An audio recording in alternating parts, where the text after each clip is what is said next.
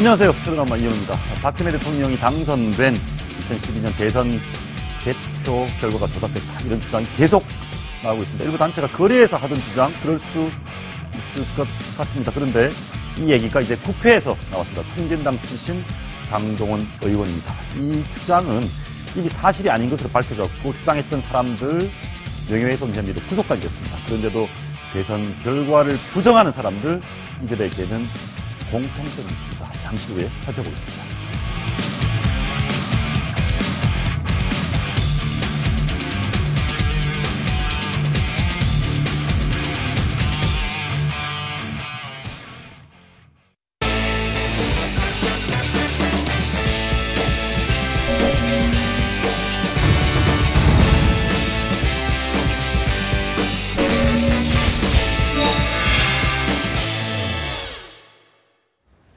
박근혜 대통령은 여왕벌 같다. 그런데 여왕벌도 결국 죽는다. 이런 발언으로 물의를 일으켰던 새정치연합 강동원 의원, 이번에는 개표 부정으로 선거 결과가 뒤집혔다. 이런 주장을 해서 파문이 커지고 있습니다. 그런데 강동원 의원과 그 의견을 같이 하는 사람들 생각보다 좀 많은 것 같습니다. 이현정 문화일보 논설위원, 이상희 유덕대 부총장, 김철근 동국대 겸임교수, 심정숙 정치부 기자와 함께 말씀 나눠보겠습니다. 어서 오십시오. 네, 안녕하십니까.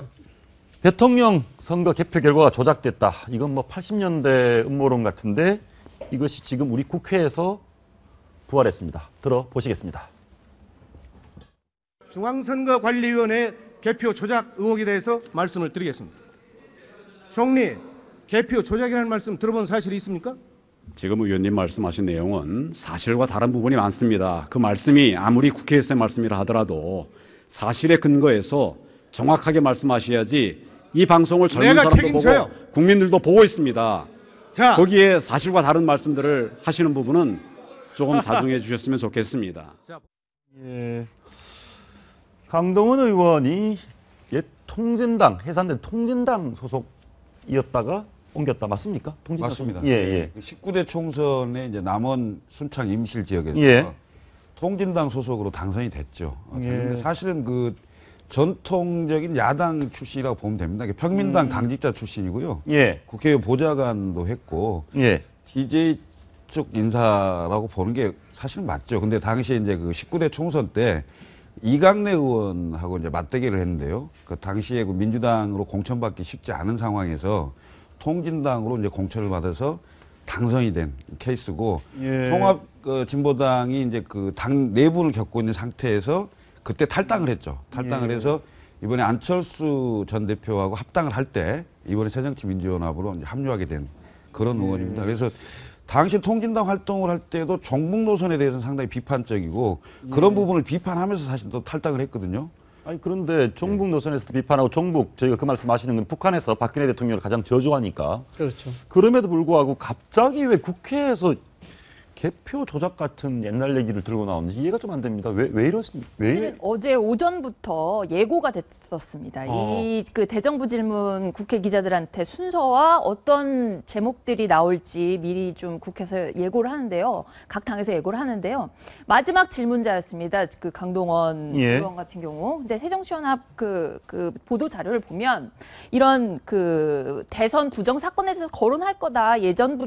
오전부터 아예 예고가 돼 있었고요.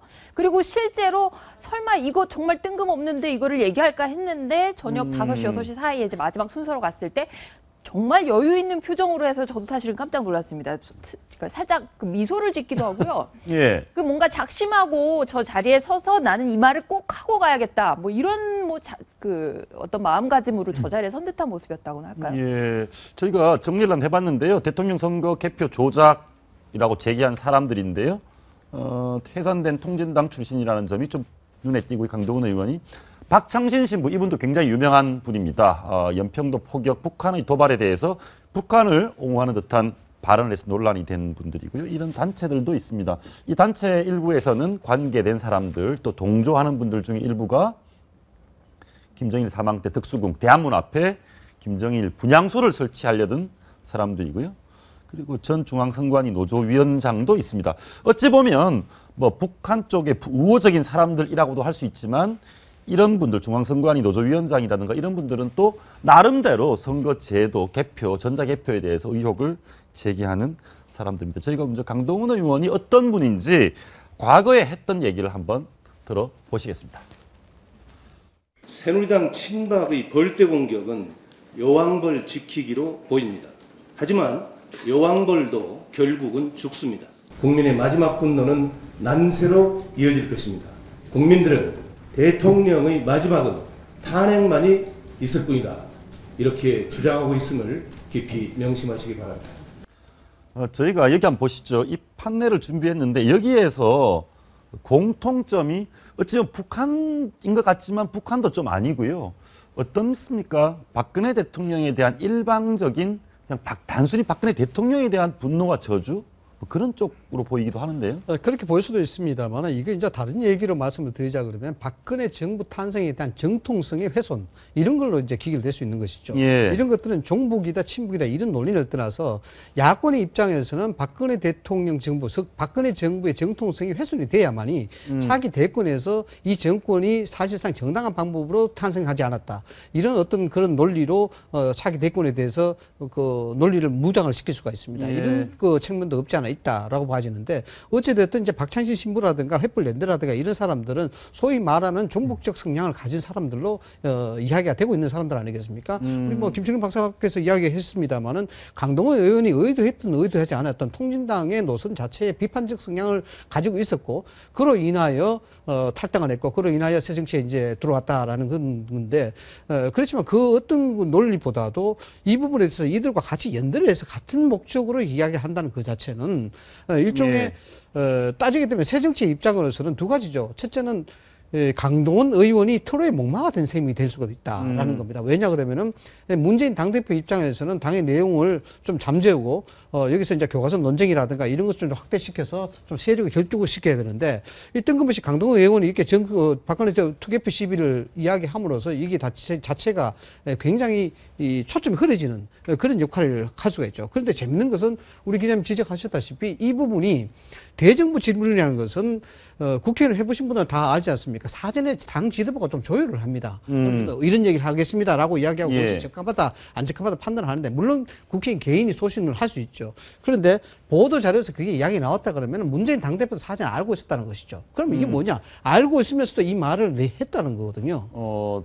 새정치민주연합의 다른 의원들도 이런 발언을 할 것을 알고 있음에도 불구하고 제지하지 않았다. 제지하지 않았다. 예. 그래서 이 문제에 있어서는 지금 문재인 당대표 입장에서는 뭐 개인적인 소신이 분들어 당의 노선하고는 다르다라고 이야기를 하고 빨리 소위 꼬리 잡기를 하고 있는데 이 문제가 확산되면 확산될수록 지금 새누리당이 가만히 있지 않지 않습니까? 예. 원내대표까지 나서고 있는 입장에 당 지도부가 총공세를 펴고 있는데 상당히 좀 소위 그 문재인 당대표 지도부 쪽에서는 그 좀 곤혹스러운 그런 상황이 발생될 수 예, 있다. 예. 그런 생각이 듭니다. 그러니까 사실 이제 강동원 의원이 어제 이제 국회 대정부 질문에서 이런 거 이야기를 했지만 이 주장은 강 의원이 이미 오래전부터 했습니다. 그러니까 지난 6월 달에 보면 공명 투개표 방안 정책 토론이라는 걸 자기 주도로 해서 열립니다. 거기에 예. 가서 이 바로 선거 그 개표 문제에 대한 집중적 문제 제기를 하고 그다음에 전자개표에 대한 문제 제기를 해왔습니다. 그리고 그 자리에 또 이종걸 원내대표가 가서 그 이제 축사도 했고요. 예. 그러니까 아까도 말씀하셨지만 사실은 이렇게 원고가 들어오면 원내대표가 챙겨서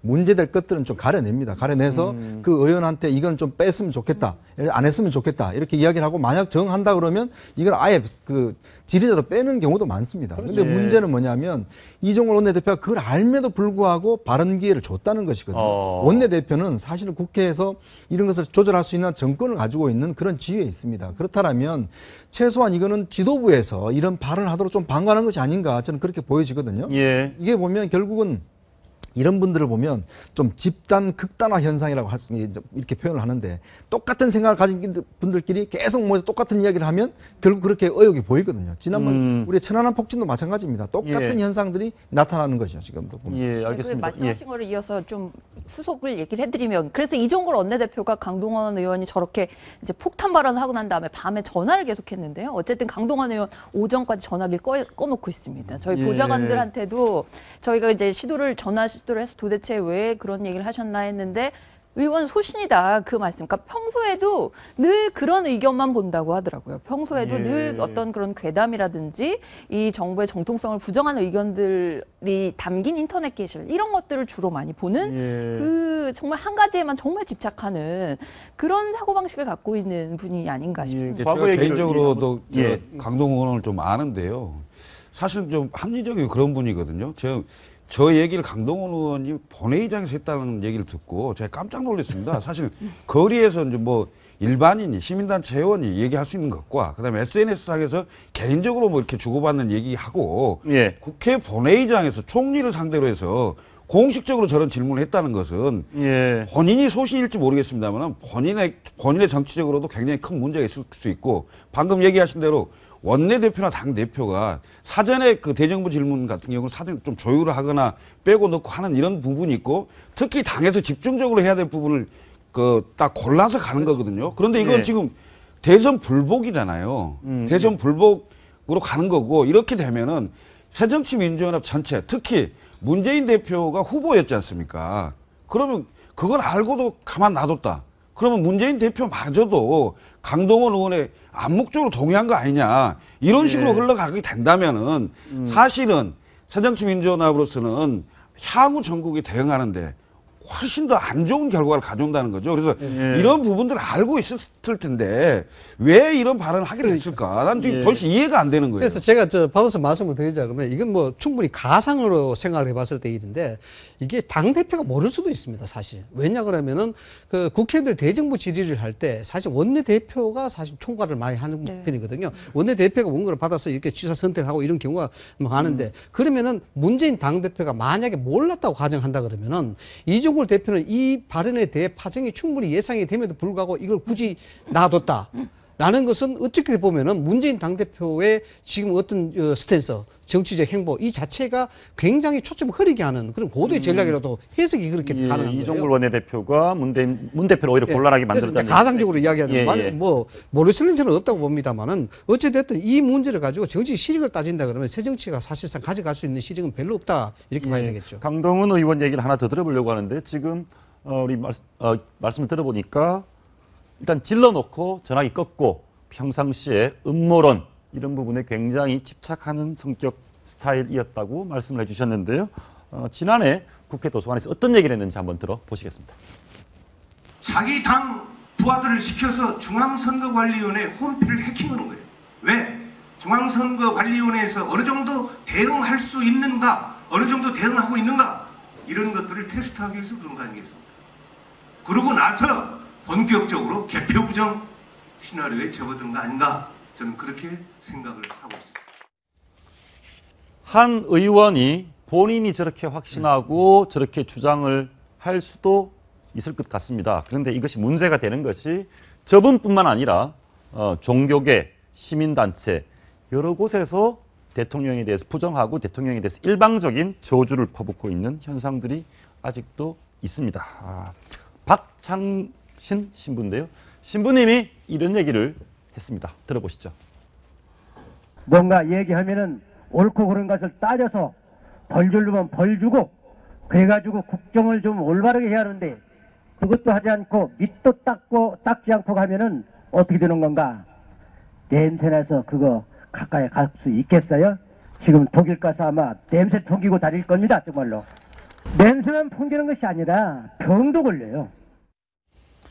저분도 대선 개표 부정이라고 주장하신 분인데 지금 말씀을 들어보면 논리라기보다는 그냥 특정 박근혜 대통령에 대한 저주 같다 이런 느낌을 지울 수가 없습니다. 예, 2013년도죠. 2013년도 그 전주에서 이런 그 시국 미사에서 소위 연평도에 대한 침략 그 해전 부분 이 부분을 북한의 주장과 동일하게 그렇게 이야기하는 바람에 상당히 논란이 됐었습니다. 그 당시에 뭐 수사에 대한 얘기가 나오니까 뭐 날 수사하는 것은 하느님을 수사하는 것 같다라는 예. 그런 이야기를 했었죠.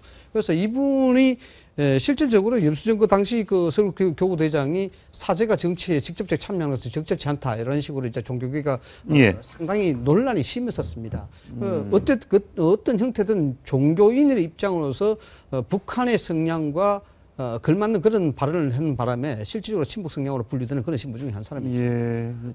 이분이 또 개표 부정이라고 주장하는 근거도 조금 조금 당혹스럽습니다. 한번 들어보시겠습니다.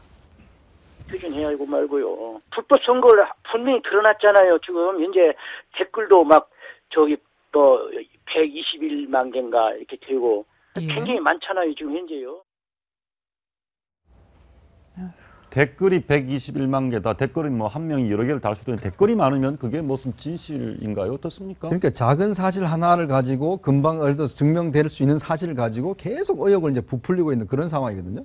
이번에 지금 강동원 의원이 제기한 여러 가지 지금 개표 부정 주장도 보면 하나하나를 놓고 보면 이미 지난번에 그 명예훼손으로 해서 2명이 일단 구속된 바 있습니다. 그때 당시에 검찰에서 이미 검증을 해서 이것 자체가 사실이 아니라는 게 다 밝혀졌거든요. 예. 보면 이거는 단순한 착오를 예를 들어서 착오 문제를 하나를 가지고 그걸 이제 부풀려서 이것 때문에 전체가 했다.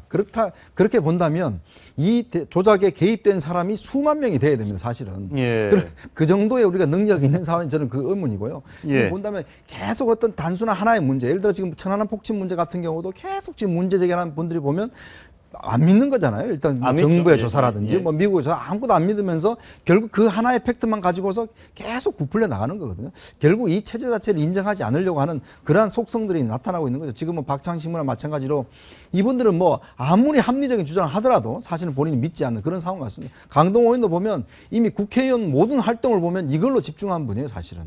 계속 개표 부정만으로 집중해서 이번에 결정적으로 19대가 끝나기 전에 대정부 질문을 한번 사고 치고 나가신 거죠, 사실은. 예. 아니 그럼 1997년 김대중 대통령 당선 때하고 2002년도에 노무현 대통령 당선은 뭐 어떻게 설명할 겁니까? 노무현 김대중 대통령도 부정선거로 당선됐습니까? 그러면 똑같이 했는데? 그 말이 안 되는 거죠. 왜냐하면 지금 87년도에 대통령 직선제 이후에 우리 30년입니다. 예. 어느 정도 민주주의가 지금 정착돼 가고 있는 상황인데 이런 말도 안 되는 그 대선 불복 행위나 이런 걸 하게 된다면 우리 제도 자체 신뢰를 어떻게 예. 그냥 뭉개뜨리는 거 아닌가요? 이게 예. 저는 그냥 이런 점들은요.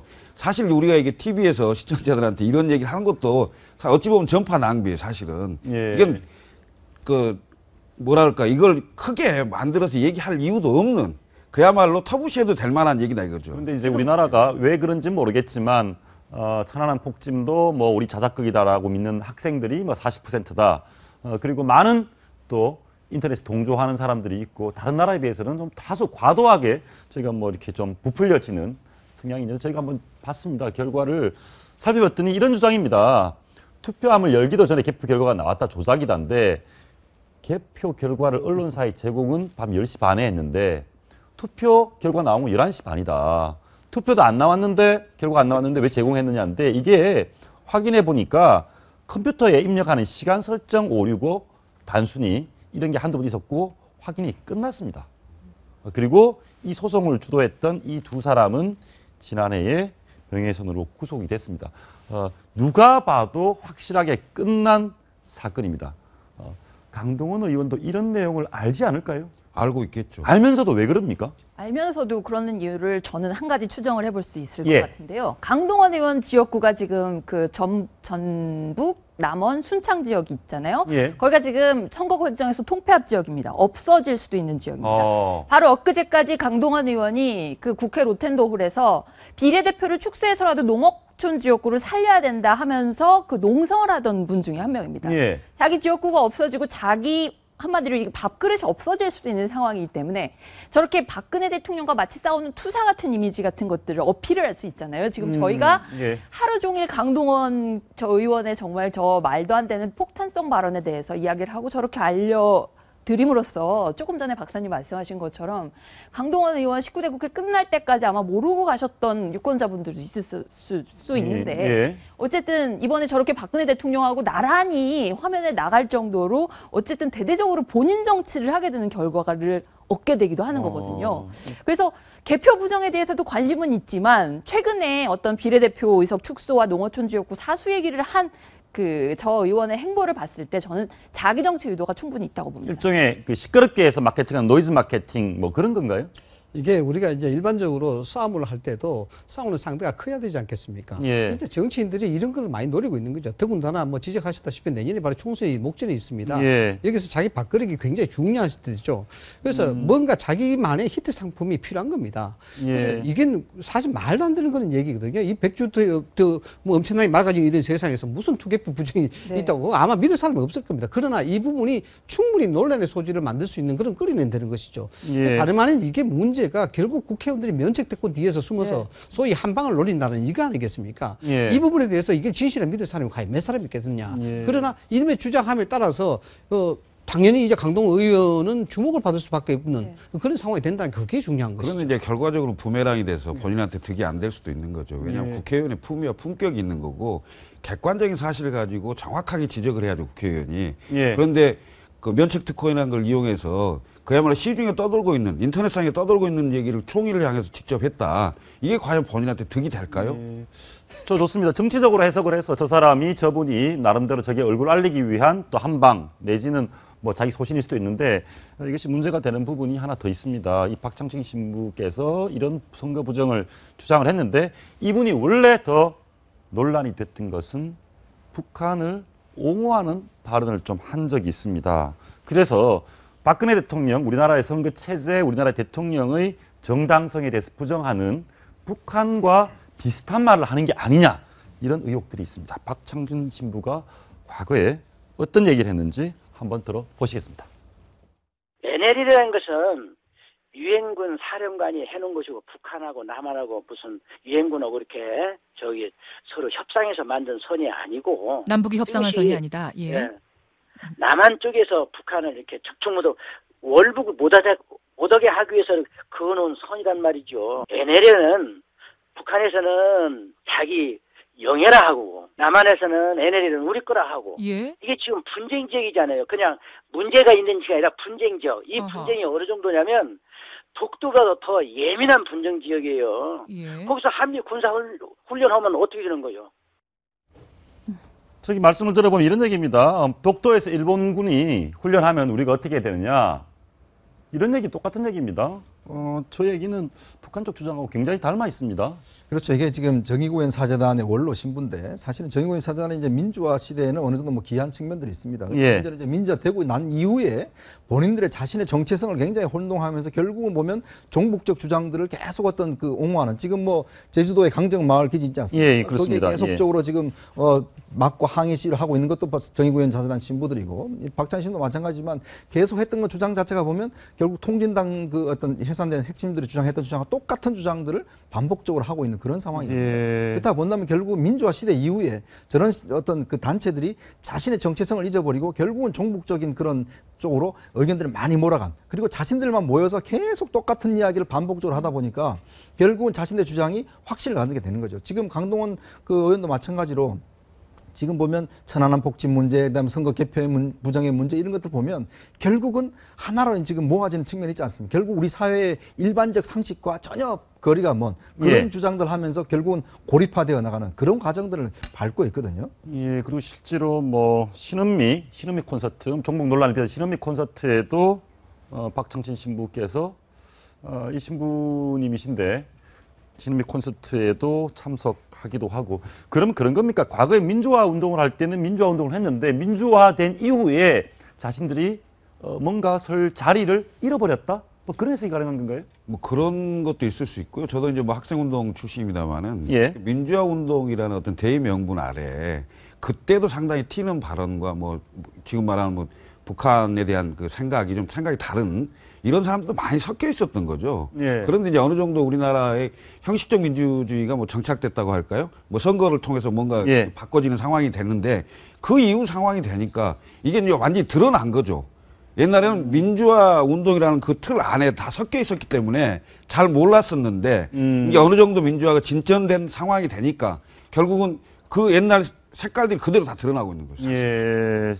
그런데 정의구현 사재단이 방금 지적을 하셨습니다만은 대한민국의 민족 운동에서 상당히 귀한 것도 맞습니다. 그렇습니다. 틀림없는데 문제는 이제 사회적 혼란이나 국가적 위기 상황에서 종교가 하는 역할 자체가 그런 일이 많죠.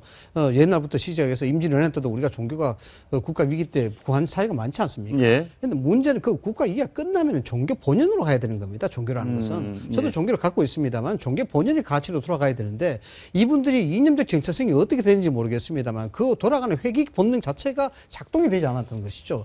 그래서 사실상 좌표 설정을 잘못하고 있는 것이죠. 종교 본연이 아니고 언제 한번 말씀을 드렸습니다만은 종북적 개념과 공산주의 개념은 다릅니다. 공산주의 개념은 학문과 철학적 측면에서 얼마든지 학문적으로 토론할 가치가 있는 것이지만은 이 종북적 개념은 글자 그대로 김일성의 유일사상, 주체사상 그 자체를 답습하고 추종하는, 근무하는 그런 자들 아닙니까? 예. 그것은 뭐냐 그러면 북한에서 이야기하는 정책적 노선, 북한에서 이야기하는 어떤 사태에 대한 주장 이런 것도 그대로 답습하고 유사한 언어를 쓰기 때문에 이 사람들을 종북이라고 이야기하는 겁니다. 예. 그래서 공산주의가 보는 학문적 관점하고 철학적 관점하고 이들이 하는 노선하고는 많이 다르다는 거예요. 예. 그래서 종교 본연으로 가는 것이 맞는데도 불구하고 그렇지 못하다는 점이 굉장히 아직까지도 7, 80년대 사고에 벗어나지 못하고 있다라는 겁니다. 예, 우리가 김 박사께서 그런 말씀해 주셨습니다. 이런 얘기를, 이렇게 터무니없는 얘기를 굳이 방송을 할 필요가 있냐. 그런데 저기 다음 영상들을 좀 보면 왜 다루는지 이해가 됩니다. 실제로 꽤 많은 사람들이 횃불연대라든가 이런 단체를 통해서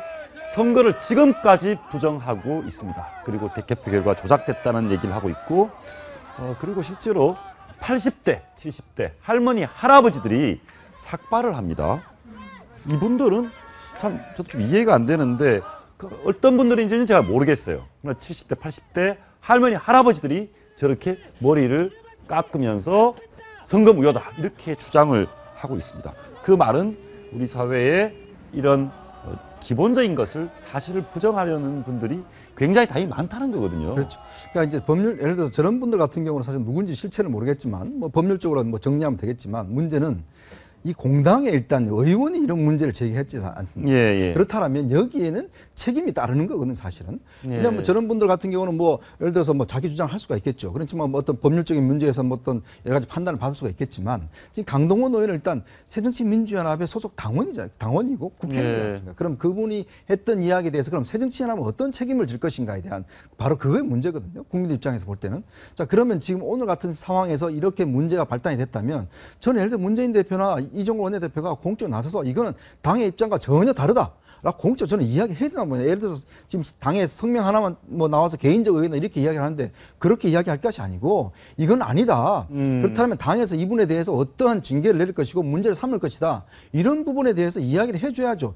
그래야 공당 아니겠습니까? 근데 지금까지 예를 들어서 그냥 개인적인 의견이라고 끝내버린다는 것은 이거는 저는 자세히 문제가 있다고 봅니다. 예. 그리고 지금 교과서 문제를 해서 지금 여당하고 어떤 서로 선명성 경쟁을 붙고 있는 그런 상황 아니겠습니까? 예. 그런 상황에서 이 문제가 겹쳐져 버리면 지금 야당에서 하는 투쟁 자체가 완전히 지금 자체가 지금 바뀌어버리는, 국면이 바뀌어버리는 상황이거든요. 예. 그런 측면을 봐서라도 저는 새정치민주연합에서 빨리 꼬리를 꺼내야 된다. 그렇다면 빨리 책임을 물어야 된다고 봅니다. 하나만 좀 물어보겠습니다. 저렇게 제가 개인적으로 궁금해서 그런데 뻔한 사실 아니라고 하면서 할머니, 할아버지까지 삭발하는 저분들은 도대체 어떤 분들입니까?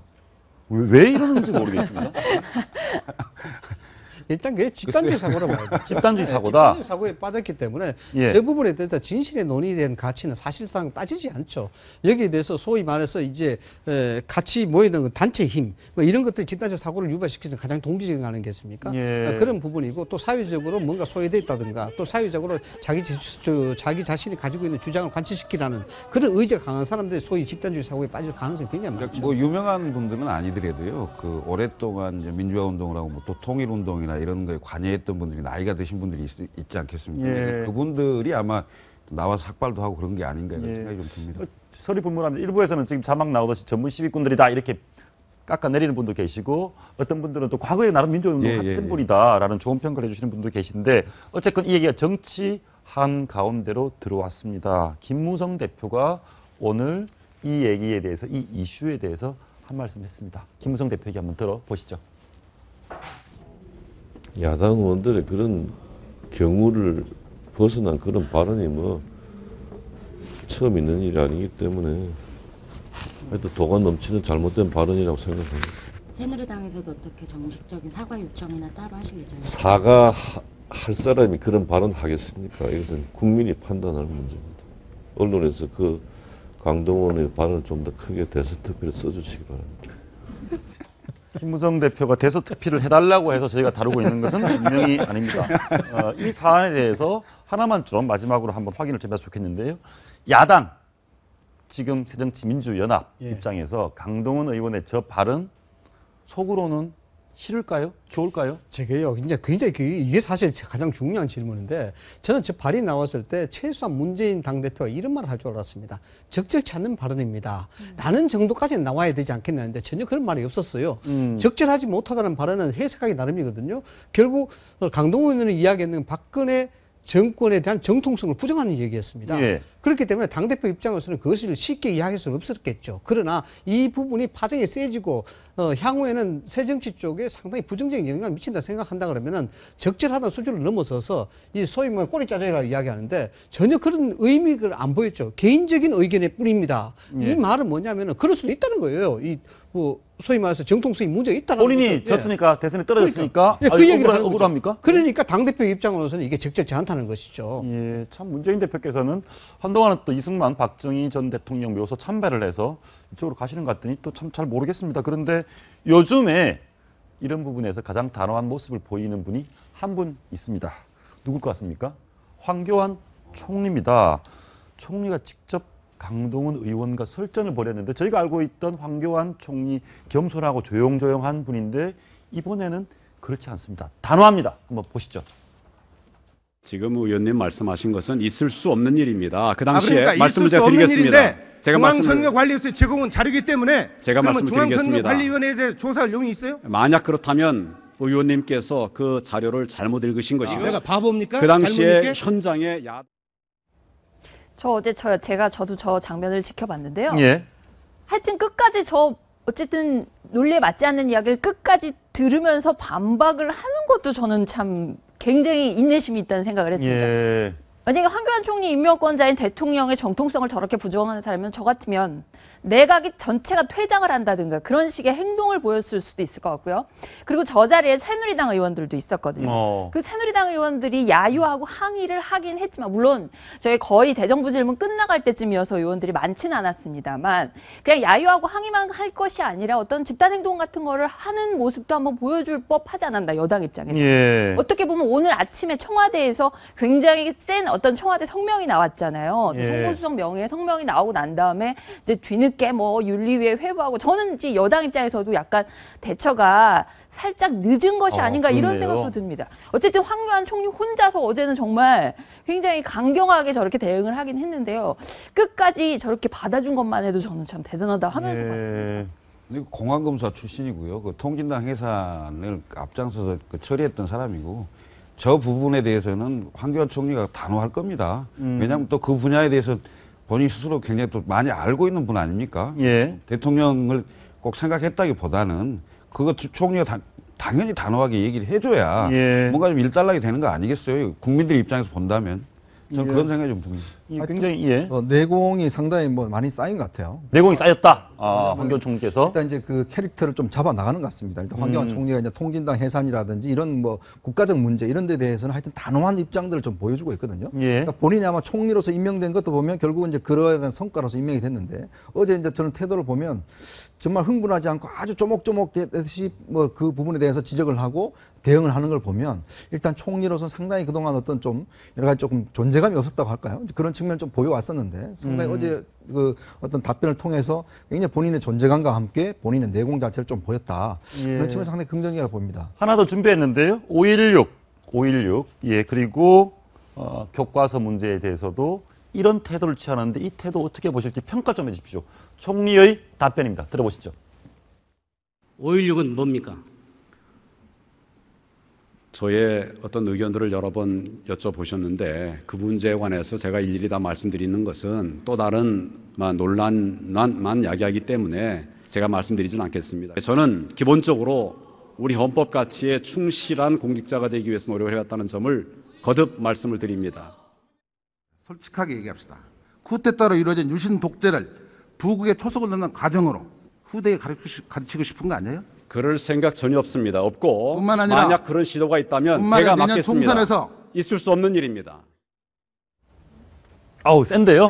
예, 5.16에 대해서도 굉장히 좀 지혜롭게 답변을 하신 것 같고, 뭐, 쿠데타 뭐 이런 얘기를 하는데 굉장히 단호합니다. 어떻게 보셨습니까? 우리가 이미 학습 효과가 있지 않습니까? 허준여 자유연맹 총재의 답변. 그 다음에 최근에 그 박문진 예. 이사장의 그 답변 이런 것들을 통해서 상당히 그 혼란이 야기가 됐었던 건 사실입니다. 문제는 간단합니다. 뭐냐 그러면은 싸움을 걸었을 때 싸움을 피하는 방법이거든요. 지금 제가 보니까 황교안 총리는 이 싸울 수 있는 그 싸우는 피하는 방법에 대해서 아주 적절하게 잘 하는 것 같아요. 여기서 싸울 빌미를 줬다 그러면 총리 발언이 싸울 빌미를 줬다 그러면 이것이 결국 정치적 혼란으로 또 갈 수밖에 없는 그런 상황이 되는 거거든요. 예. 적당하게 이면적 부분에 대해서 뭔가 싸울거리를 찾는 야당의 공세에 적절하게 원론적인 답법을 피하는 부분은 아주 적절했다고 저는 판단합니다. 예. 저는 야당 의원들이 더 문제인 것 같네요. 야당 의원들이 왜 문제? 청문회 때도 5.16에 대해서 물어봤을 거고 다 수도 없이 청문회 여러 과정에서 황교안 총리가 5.16에 대해서 어떻게 생각하고 있는지 안단 말이죠. 그다음에 예. 이제 그 역사 교과서 문제 때문에 국정화 과정으로 또 다른 질문을 한 건데 쿠데타 얘기하고 뭐 이런. 저는 이런 식으로 대정부 질문을 해서 어린애들 뭐 초등학교 뭐 회의하는 것도 아니고 말입니다. 예. 정말 체계적으로 꼼꼼하게 준비를 해와서 본인 논리도 좀 제공을 하고 그다음에 총리로 하여금 굉장히 말 못하게 이렇게 딱 막을 수 있는 이런 준비가 좀 필요한 건데 아니 무슨 5.16이 뭐냐는 얘기를 왜 자꾸 물어봅니까? 뻔히 다 아는 건데. 예. 그래서 쿠데타라고 그러면 좋고 쿠데타가 아니라 그러면 또 나쁘고 그런 이분법적 사고가 어디 있습니까? 국회의원들이 대정부 질문을 준비하는 자세가 오히려 더 문제였다. 이런 걸 좀 지적하고 싶습니다. 어떻습니까? 정치권에서는 그런 얘기도 나옵니다. 황교안 총리가 다음 대통령 후보로 테스트, 시험 중인데 시험을 잘 치르고 있는 것 같다. 이런 얘기도 나옵니다. 뭐 저는 충분히 그 대권 후보 중에 한 명이 되리라고 봅니다. 아, 그렇습니까? 왜냐하면 예.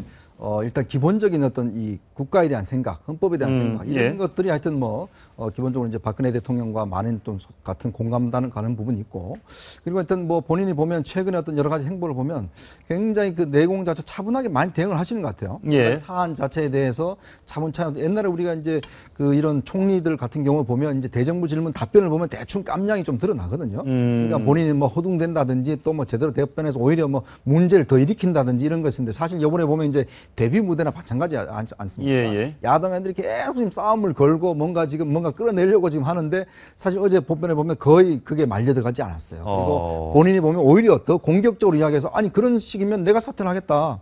만약 그렇게 조작 뭐 의의로 만약 교과서 만들어진다면 내가 그만두겠다. 뭐 이런 식으로 하면서 오히려 더 역공을 치는 모습 보는데 이제 앞으로 어떤 과정을 갈지 문제죠. 이제 물론 이런 단지 국가 정체성의 이런 문제뿐만 아니라 또 아무래도 대권 후보가 되려면 여러 가지 문제에 대해서 사실은 좀 능통해야 되지 않습니까? 예. 그렇다면 일단은 1차적인 시험은 일단 통과했다 보고 나머지 여러 가지 남아있는 과정들을 어떻게 할 것이고 또 본인의 그만큼 의지는 얼마만큼 있는 것인지 그런 것들이 하나 한데 일단 제가 볼 때는 그 대열군에서는 일단은 포함이 되는 그런 과정이 아닌가 보여집니다. 예, 황교안 총리가 대선 대통령 후보로 시험 받고 있는데 한 번 떨어지고 재수를 하는 분이 계십니다. 문재인 대표인데요. 문재인 대표께서 최근에 좀 교과서 문제로 길거리에서 전단을 나눠주시다가 곤욕스러운 상황에 처했습니다. 문재인 대표의 행보와 그에 대응하는 모습 한번 보시죠.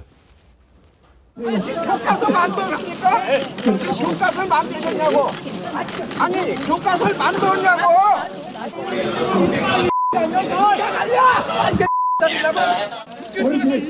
반말하지 마시고. 그럴 리가 없습니다. 예, 저게 소동이 어저께 있었던 일이죠? 예. 네, 어제 낮에 있었던 일인데요. 원래 오전에 문재인 대표와 새정치연합 지도부가 신촌 대학가에 가서 서명운동을 하려고 했는데 국정교과서 저지를 위한 예. 서명운동을 받으려고 했는데요. 그 자리에 그 보수단체 회원들이 기습 시위를 벌인다 뭐 이런 첩보가 입수가 되면서 예. 급히 장소를 1시간 전에 바꿨습니다. 바로 여의도역 국회의사당 근처였는데요. 어제 그런데 그 장소를 바꿨다는 것마저 저 단체 회원들이 어떻게 알고 저기까지 쫓아왔습니다. 그래서 그 딱 이제 행사를 시작하려는 순간부터 그 끝날 때까지 한 30분 동안 저런 아수라장 속에서 어쨌든 뭐 발언이 이어지긴 했지만 굉장히 어수선하게 예. 서명도 사실 많이는 못 받았다고 그러더라고요. 왜냐하면 주변에 워낙 경찰들이 다 둘러싸고 그렇죠. 있고 예. 계속 아수라장이니까요. 그래서 어쨌든 뭐 내일부터 본격적으로 거리에서 시민들 상대로 그 국정화 저지 국정교과서 반대 서명 운동을 받는다고 하는데 그게 잘 될지는 잘 모르겠습니다. 예, 어버이연합은 어떤 분인지 저희도 옛날에 한 방송을 했는데 참 굉장히 나이 드신 분들이 실제로 뭐 빈병을 팔아서 저 활동의 이념적 타당성과는 별도로 나이 드신 어르신들이 뭐 활동을 하고 있는 단체로 알고 있고요. 교과서, 국정교과서 문제에 대한 문재인 대표의 시각은 이 한마디로 정의됩니다. 들어보시죠. 여러분, 유신시대 대통령을 국민이 뽑지 못하고 체육관에서 뽑았던 거 기억하시죠? 그런 것을 한국식 민주주의라고 찬양하는 독재교과서가 바로 역사 국정교과서입니다. 어떻습니까? 독재를 찬양하는 독재교과서다. 물론 이 정치인이니까 뭐 선전도 하고 선동도 해야겠지만 지금 일부에서 조목조목 요 표현 잘못됐다라는 것에 대한 대응은 없고 그냥 이건 다 유신, 이건 다 친일. 조금 정밀하고 구체적이었으면 저희도 좀 더 생각을 해볼 텐데 어떻습니까? 지금 하여튼 뭐 여야가 보면 이제 프레임 전쟁에 들어간 것 같습니다. 예. 지금 뭐 이성적인 판단을 하기 전에 일단 자신들이 어떤 주장하는 것들을 이제 내세워서 지금 뭐 이거는 뭐 교과서 문제에 대해서 일단 자기들이 전선을 쳐버리는 그런 싸움으로 바뀌어버렸거든요. 예. 이성적인 토론과 이런 것들은 이미 이제 지나가 버린 상황이죠. 그렇다고 본다면 저는 사실 이런 문제는 문재인 대표가 이제 2+2 회담을 제시를 했지 않습니까? 여당 대표와 했는데 예. 김무성 대표가 이제 거절을 했는데 자 그렇다면 지금 이 문제를 보면 거의 정치 쟁점화 돼버렸어요. 사실은 교과서 문제가 사실 정치 쟁점화 돼버리면 이거는 논리적인 설명이 필요 없는 겁니다. 그냥 양쪽 주장만 하다가 보면 결국 끝나는 거고 저런 식으로 이제 뭐 장외에서 부딪힐 수밖에 없는 그런 문제가 되는 것이거든요. 예. 정말 안타깝습니다. 이런 문제를 풀어나가는 게 오히려 국민들한테 조목조목 설명을 하고 토론도 좀 하고 이런 좀 과정들 좀 거쳐야 되는데 사실 지금 야당이 저렇게 장외에 나가서 저렇게 많은 사람들이 홀대받는 거는 제가 볼 때 야당 출입을 오래 해봤지만 저런 모습은 없었거든요. 뭔가 동의하는 사람들이 많이 새가 있고 뭔가 지지세가 있고 지지자들이 충분히 있는 상황에서 뭔가 야당이 장애 집회를 하면 힘이 모아지는데 저렇게 당 지도부 몇 명 나가서 하면은 저게 뭐 모습이 너무 초라하잖아요. 지금 뭐 예. 결국 투쟁을 하는 과정에 있어서 좀 더 동의를 구하고 합의를 구하는 그런 절차 없이 무조건 장애만 나가면 보는 이런 식의 방법 자체가 보면 나은 결과가 아니지 않나 보이죠. 그런 측면에서 보면 새정치 홍보위원장이죠. 손혜원 위원장. 이분이 이제 문재인 대표 부인과 또 동창이기도 하고 그렇게 영입됐던 새정치를 바꿔보겠다고 들어왔던 홍보를 잘해보겠다고 왔던 손혜원 홍보위원장이 내가 새정치민주연합에서 뭘 할 수 있을까 하는 생각이 회의가 든다. 이 당은 외부 전문가가 와서 일하기 힘든 곳이다. 저게 어떤 얘기면 셀프 디스도 하고 나름 톡톡 튀는 아이디어를 많이 했던 분인데 새정치민주연합은 외부 사람 들어오면 일 못하는 곳이다. 그렇게 폐쇄적이다는 거고. 폐쇄적이다. 네, 그리고 그 이름하여 그 주류 세력의 어떤 선명의식이 좀 있는 거고요. 심지어는 뭐 빨간 구두 신고 다니면 새누리당 지지하는 거냐 뭐 이렇게까지 약간의 그 비아냥 비슷하게 한다는 건데. 빨간 구두 신었다고 면박을 당했답니까? 예. 그런 셈이죠. 그런 상황이니까 당의 그 문화나 그 체질, 풍토 이게 굉장히 그 협소화되어 있는 거죠. 실제로 뭐 안철수 전 대표 같은 경우도 외부 세력이 합당한 거 아닙니까? 그렇지만 와서 거의 뭐 작년 이후로는 거의 당대표 그만두고는 거의 팽당하다시피 하는 소외시키는 이런 상황 아니겠어요? 그러니까 이런 것들이 당의 체질이나 문화를 얘기하는 거거든요. 예. 이런 것들의 변화가 없다면은 뭔가 개방돼야죠. 개방성이 있어야 되고 확장성이 있어야 되는데 이런 것들이 지금 당 내부에서는 잘 이루어지지 않는다. 교수님 근데 너무 좀 납득하기 어려운 게 빨간 운동화 신었다고 너 새누리 지지하냐 이렇게 면박을 한다?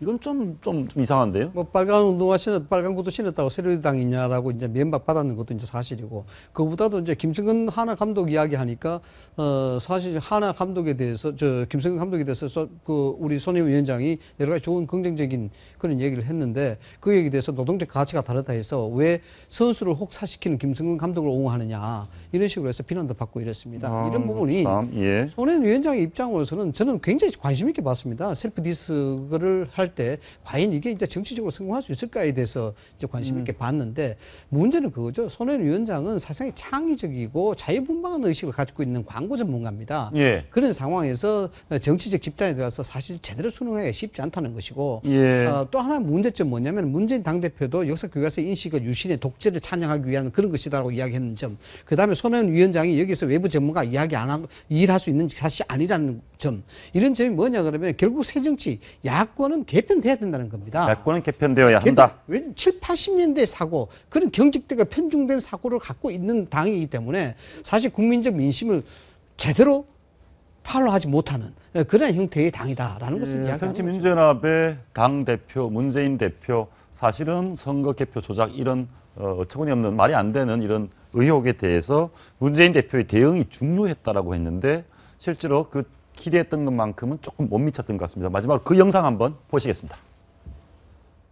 강동원 의원 그 대정부 질문에 대해서는 이미 어제 우리 대변인실에서 우리 당의 입장이 아니라 그 개인 의견이라고 논평을 냈죠. 예, 그것으로 뭐 답이 된 것으로 봅니다. 뭐 이런 인기들이 하고 있는데 그게 해명이죠. 예.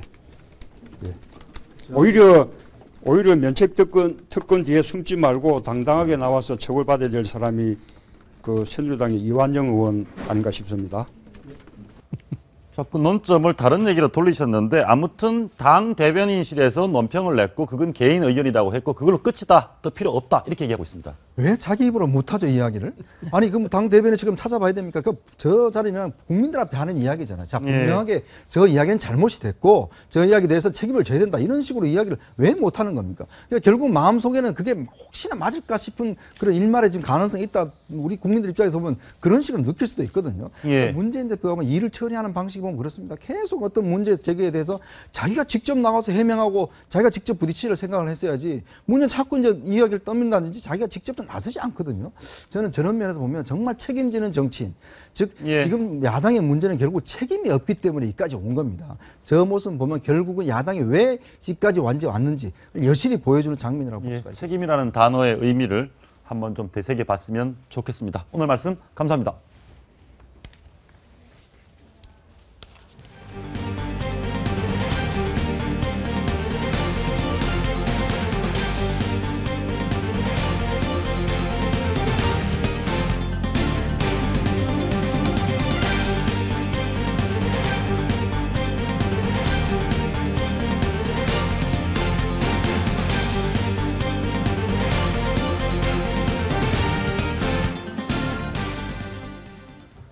서울 강남의 한 자율형 사립고등학교에서 역사 교사가 편향된 수업을 해서 학생이 시민단체에 제보하는 일이 벌어졌습니다. 이승만 전 대통령을 세월호 선장에 비유하고 박정희가 더 일찍 죽었으면 박정희 대통령을 당시 대통령이 아니겠죠. 일찍 죽였으면 박근혜가 대통령이 될 수 없었다. 이런 충격적인 얘기를 하고 있습니다. 이영작 전 한양대 석좌 교수 모시고 관련 얘기 나눠보겠습니다. 어서 오십시오.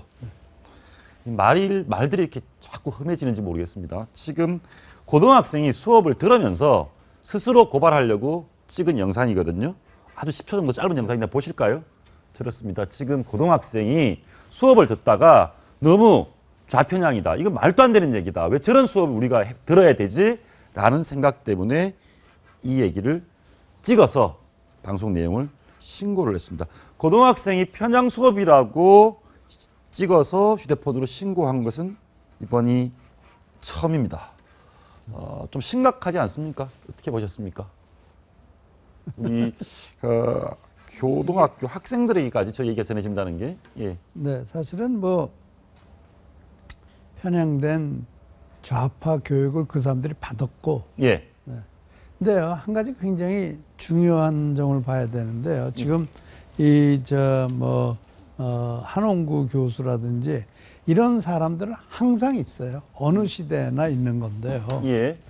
지금 교사 같은 분들은 이게 좌파 교육을 받았고, 그리고 그 독재 정권의 횡포를 받고, 그렇기 때문에 그 사람들은 그게 머리에 박혀 있는데, 이 학생들은 교육은 좌파 교육을 받고 있지만 선생들이 저런 선생들이 있어요. 그러나 한 가지 재미있는 거는 이 학생들은 북한의 폭거를 보고 있거든요. 선생님들은, 일부 선생님들은 좌파 교육을 받았지만, 네. 저 좌파 교육을 배운 학생들은 네. 북한의 폭거를 직접 보고 있잖아요. 지금 네. 그것이 몸에 닿는 거 아니에요. 자기 고모부를 기관총으로 쏴서 죽이고 거기다가 목함질에 묻어가지고 우리 젊은이들 희생시키고 뭐 70명이 뭐 숙청됐다느니 무슨 뭐 연평도 이런 걸 다 몸으로 보잖아요. 그러면 교수님, 네. 선생님보다 학생이 오히려 일부 선생님보다 학생들이 더 이념적으로 건강하다? 그렇게 돼버립니까? 이게요. 교육 현장이 있는 거고 또 현장 교육이 있는 거 아니에요. 이 학교에서 교육 현장과 또 실제 사회 현장은 너무 다른 거예요. 네, 그러니까 애들은 북한, 우리가 아는 북한은 책에서 보는 북한과 선생이 얘기하는 북한과 내가 맨날 신문에서 보고 언론에서 보고 뭐 이런 거는 너무 형들이 다르다. 군대 간 형한테 듣고 네, 그러니까 너무 다르다. 그러니까 이게 학생이 이런 신고를 하게 되는 겁니다. 그러니까 어떻게 보면은 좌파들로서는 실패하고 있는 거죠. 좌파들은 실패했다. 네. 어떤 영상이길래 저 영상 내용을 한번 정리를 해봤는데요. 이승만이 다시 서울에 돌아온 날부터 세월호 죽음의 항로가 시작됐다. 이승만 대통령을 그 세월호 참사 때 그 속옷만 입고 도망간 그 선장에 비유하고 있습니다. 김창룡 많은 사람을 죽였는데 죽여도 될 사람 하나를 안 죽였다.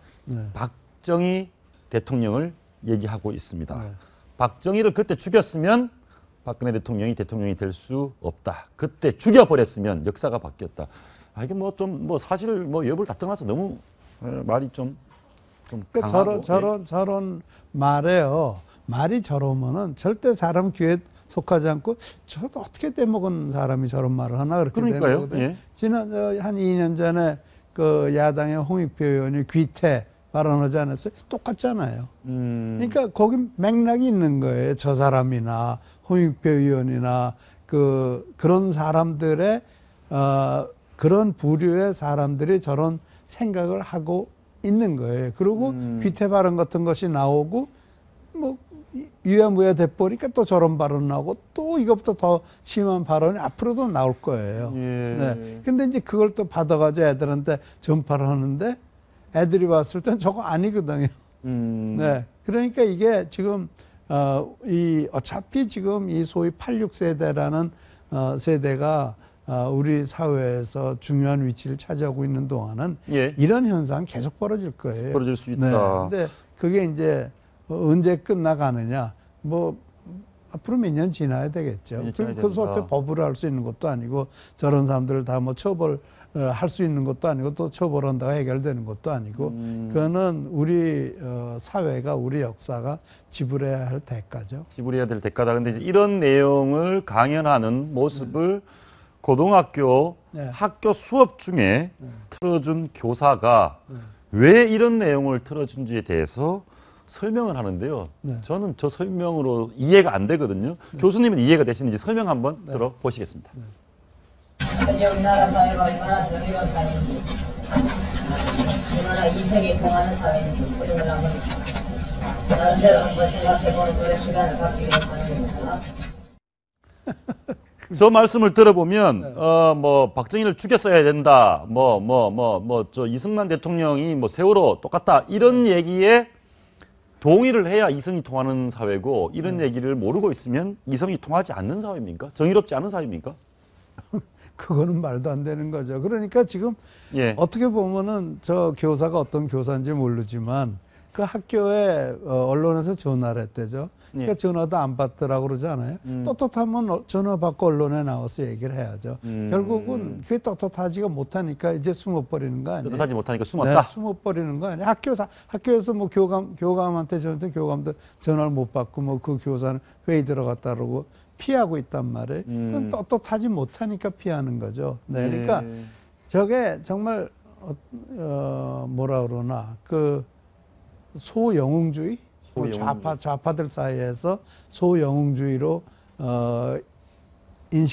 인식되고 싶은 그런 욕구가 있었는지도 모르죠. 예. 근데 교수님께서는 지금 그런 말씀 하셨거든요. 학생들이 뭐 신문이나 방송이나 또 형들한테 듣는 네. 뭐 실제로 영상으로 보는 TV에서 맨날 TV에서 나오는 연평도 네. 포격이라든가 네. 이런 걸 다 본 것과 네. 저런 학교에서 교육과 다르기 때문에 네. 아이들이 저런 만에 넘어가지 않을 거다라고 말씀을 해주셨지만 그래도 자라는 아이들이 저런 얘기를 자꾸 듣다 보면 다만 몇 명이라도 사실과 다른 인식을 갖게 되는 건 사실 아닙니까? 그러겠죠. 그거에 어쩔 수 없는 거지만 지난번에 목함 지뢰가 터졌을 때 무슨 조사에서 보니까 20대가 82%가 굉장히 보수화돼 있었다라는 조사가 나왔단 말이에요. 그렇죠. 그리고 예. 목함 지뢰했을 때 그 젊은 군인들이 제대 연기하고 그러지 않았습니까? 그렇습니다. 예. 그러니까 결국 그거는 뭐를 얘기하냐면은 이 좌파들이 새로 태어나는 애들한테 자꾸 자기네들 식의 교육을 하려고 그러지만 그것이 실패하고 있다는 거예요. 네. 그러니까 나중에 지나보면 저희들끼리 야, 저 선생님 웃기는 선생이야. 그렇게 될 수밖에 없겠죠. 예. 그렇게 되는 것이 정상이고. 네. 지금 뭐 밥 먹고 살기도 급한데 저게 무슨 소리야? 아니 저게 무슨 소리? 이승만 대통령하고 우리하고 무슨 관계야? 그렇게 되잖아요. 김창룡이 누구야? 그렇죠. 네. 네. 박정희? 뭐 우리가 이렇게 잘 살게 된 게 박정희 대통령 덕이라는데 그게 갑자기 무슨 소리야? 그렇게 되는 거 아니에요. 네. 그러니까 정말 어떻게 보면 좌파들이 정말 이 세상을 뒤집어 보려고 하지만 마음대로 되지 않는 거. 뒤집어 보려고 그러는 거 아닙니까? 그런가 우리나라는 자유민주주의 사회란 말이에요. 근데 자유민주주의 사회의 그 학생들에게 사회주의 국가가 더 좋다라고 계속 주장을 하기 시작하면 그러면은 뭐 사회주의로 혁명하자는 거예요. 그런 얘기밖에 안 되는 거 아니에요. 근데 그건 안 된단 말이에요. 안 되는 거를 애들도 알고. 예. 북한이 굉장히 우리 젊은 애들한테는 그 이상 좋은 교과서가 없어요. 북한이 직접 북한을 보면서 정보를 들으면서 그거 이상 좋은 교육이 없어요. 옛날에 우리가 민주화 운동할 때는 이렇게 그 북한과의 그런 그 북한에 대한 정보가 우리가 접할 수 없었잖아요. 그렇죠. 네. 그러니까 우리가 맨날 접하는 정보는 군사 정권의 악행만 띄었단 말이에요. 그렇죠. 그러니까 의식화가 되는 건데 선생이 얘기하는 것과 북한의 행보가 너무 다르니까 의식화가 될 수가 없죠. 그러니까. 될 수가 없다. 근데 이제 뭐 이 좌우 진보 뭐 이런 논쟁과는 좀 다르지만 지금 교과서 관련해서 지역별로 교육감들이 다릅니다. 성향이 이른바 진보 교육감이라는 분들은 국가에서 국정 교과서를 만들어도 그거 안 가르치고 우리끼리 책 만들어서 가르치겠다 이런 얘기를 하고 있습니다. 이 장휘국 광주시 교육감 얘기인데요. 한번 들어보시겠습니다. 역사 철학 또는 역사와 인문학 등 선택 교과를 개설하고 교육감 권한인 인정도서 개발을 위해 내년도 예산에 편성할 계획입니다. 무슨 별도로 책을 뭐 만들어서 그걸 가르치겠다는 내용 같은데요. 그러면 교육 현장에 혼란도 좀 생길 것 같고 비용도 뭐 책 사야 되고 좀 약간 저게 가능합니까? 뭐 법적으로 가능하면 하겠죠. 예. 뭐 좌파들이니까 저 사람은 그러니까 여기서 좌파라는 것은 우에 대응하는 개념의 좌. 그렇죠. 좌우 항상 좌우라는 거니까. 예. 그러니까 저는 애들을 잘못 가르치는 것에 대한 책임을 궁극적으로는 저런 교육감을 뽑은 주민이 책임져야 되고 부모가 책임을 져야죠. 주민과 부모가 책임져야 된다. 그렇죠. 아니 저런 교육감 뽑아놓고 그래서 애들한테 사회주의를 가르쳤다 이거예요. 네? 물론 저분이 지금 사회주의를 가르치자는 것은 아닙니다. 그건 아니겠지만 아무튼 좌편향된 교육을 했단 말이에요. 그리고 좌편향된 교육을 받은 아이들이 혼란스러워 한단 말이에요. 그럼 그 책임을 누가 져요? 국가가 질 수가 없잖아요. 그거는 광주 시민이 책임을 져야죠. 어쨌든 막을 방법은 없네요. 당장 저런 걸 책을 만들어서 교육을 하겠다는데. 그게 교육자치제 아니에요? 그러니까 이게 교육자치제의 맹점이고 결국은 이런 사태가 계속된다면 교육자치제에 대해서 다시 생각해야 되는 거 아닌가요? 지금 굉장히 많은 사람들이 교육자치제를 이런 식으로 안 된다라는 얘기가 나오기 시작하고 있잖아요.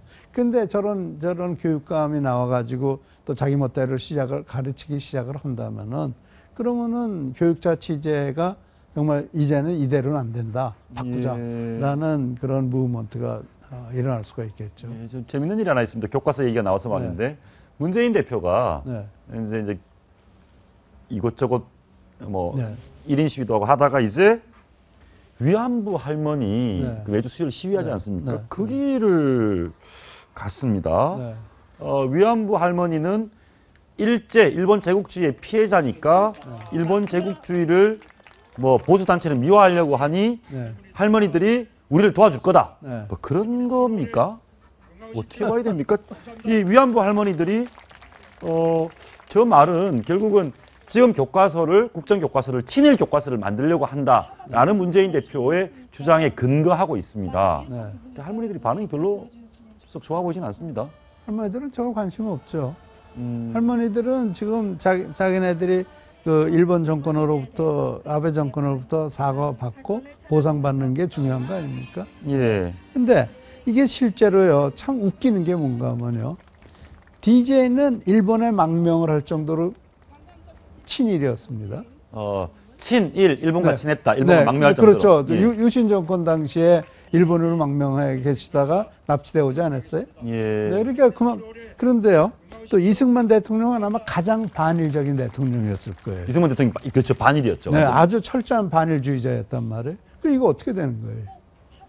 그럼 문재인 대표는 누구 편이에요? 이승만 대통령 편이에요? 반일이니까 이승만 대표 편을 들어야 되는데요. 그렇죠. 안 그러네요. 안 그렇죠? 네, 그러니까 이 문 대표는 이거를 이용을 해가지고 그 야권을 뭉칠 수 있는 기회로 보고 있는 것 같은데 예. 또는 야당이 자기네 당이 분열되는 것을 막아보겠다는 하나의 그 툴, 도구로서 생각을 하고 있는 것 같은데 예. 일반 국민들에게 맥혀 들어가지 않을까요? 이런가 하면 그거 일반 국민하고 사실은 굉장히 먼 얘기거든요. 먹고 사는 게 급한데요. 먹고 사는 게 급한데 뭐 교과서가 무슨 네. 교과서에 국가에서 해야지 그렇게 되는 거겠죠. 네. 그렇게 참 그 말했으면 참 듣고 보니 그렇네. 이승만 대통령 굉장히 일본의 강력한 반일주의자였는데 DJ는 정말 친일이었다고요. 여기서 친일이란 것은 뭐 아니 그러니까 저 사람들이 얘기한 친일을 말을 안 했지만 적어도 DJ 김대중 대통령은 야인일 때 정말 그 유신 정권 때 그리로 망명해서 그때 뭐 미국으로 망명하시라는 얘기를 사람들이 했지만 여기 위험하니까 미국으로 가시라. 그래도 일본에 계속 계셨거든요. 여기서 친일이라고 하면 일본 제국주의에 동조한다는 얘기가 전혀 아니고 일본이라는 나라와 가까운 거. 가까웠다. 그러니까 친일의 의미가 친일이라는 말을 하지 말고 그럼 식민지 찬양론자라고 그래야 되는 거예요. 그거는 저 이승만 대통령이 아마 지금 저 사람들이 얘기하는, 야당이 얘기하는, 그 반일과 가장 가까운 분일 거예요. 예. 그렇습니다. 근데 뭐 아주 편순탄할 것 같지는 않습니다. 국정교과서 만드는데 이렇게 뭐 이곳저곳에서 반대 시위 또 반대 성명, 집필진 구성도 어렵고 굉장히 이렇게 좀 사회적 비용이 많이 치러질 것 같습니다. 네.